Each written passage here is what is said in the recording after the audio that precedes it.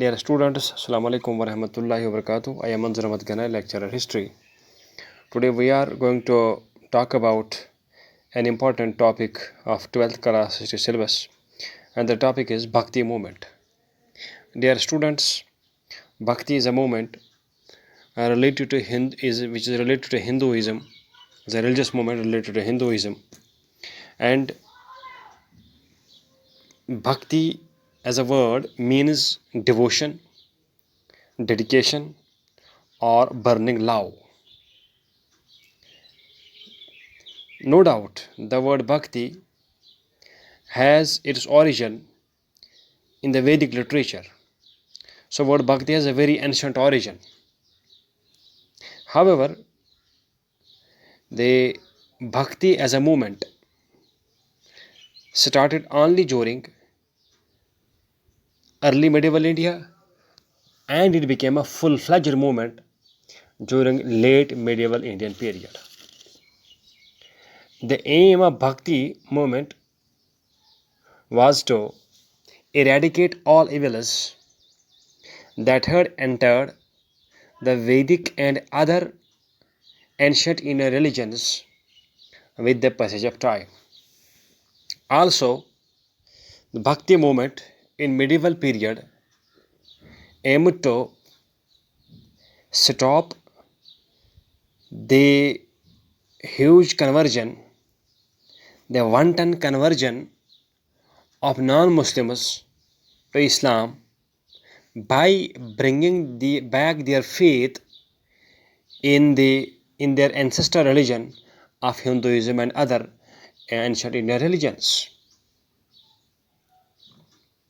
As you know, dear students, huge number of Indians, non-Muslims had this converted to Islam due to the teachings of Sufism, mainly because of the teachings of the equality which Sufis preached to the non-Muslims. And while preaching the Bhakti philosophy of Bhakti, the Bhakti leaders tried to tell Indian non-Muslims that the messages which Muslims were trying to preach them of equality, brotherhood, and all other things were already present in their own religion. So therefore, they should not convert to Islam. So that's why I told you that one aim of Bhakti movement was to eradicate the evils and bad practices that had entered the Vedic and other Indian religions, ancient religions. And second aim, and more important, second aim was to bring back the faith of non-Muslims into their ancestral religions of Hinduism and all other ancient religions, and stop the large-scale conversion of non-Muslims to Islam. Dear students, the important teachings which Bhakti leaders taught, like the Bhakti leaders were Ramananda, Ramanuja, Eknata, Tukaram, Dadu Dayal, Guru Nanak, Kabir Das, etc. There are a number of Bhakti leaders. The important teachings which all these Bhakti leaders taught in a collective manner, if we sum up their teachings, these were: number one, faith in one God. The saints of the Bhakti movement had laid great emphasis on the unity of God. In their opinion, Ram, Rahim, Krishna, Hari, and Allah are the names of the same God. They believed that the God is omnipotent, omnipresent, and omniscient. And so the worship of they also believed that the human should not worship goddess and goddesses. Instead, the human should worship one supreme God who is above all and who has no match. Number one. Number two, Bhakti leaders, Bhakti saints had firm faith in the ideology of Guru. They believed that Guru is the one, means guide is the one, spiritual leader is the one who takes his disciples, followers out of illusions, out of deceptions, and makes them clarifications regarding different things and puts them on the right path.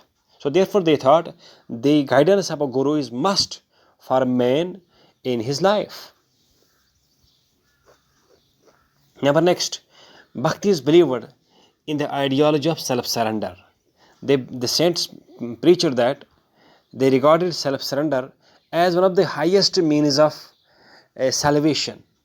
They were of the view that every devotee should suppress his all desires, his all whims, and surrender himself completely to the will of God. He should surrender, he should give up his temptations, he should give up his sensuous pleasures and all other things and surrender oneself before the will of God. And then the God by his grace, will solve all his problems if he remains completely devoted to the God. Number next, these Bhakti leaders preached on the stress on leading a pious and a very pure life.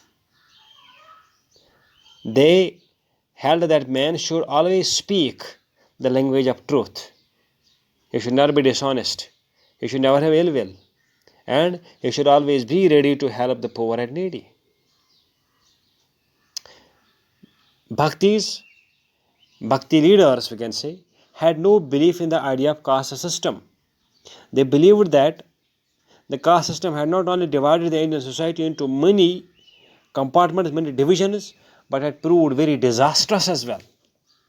They believed that it was because of the system of casteism in the Indian society, because of which a large number of Hindus converted to Islam.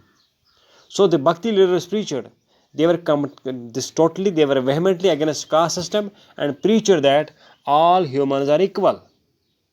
They preached castes are folly, names are folly, all creatures, all humans have one shelter, and that shelter is of God. All humans were the children of same God.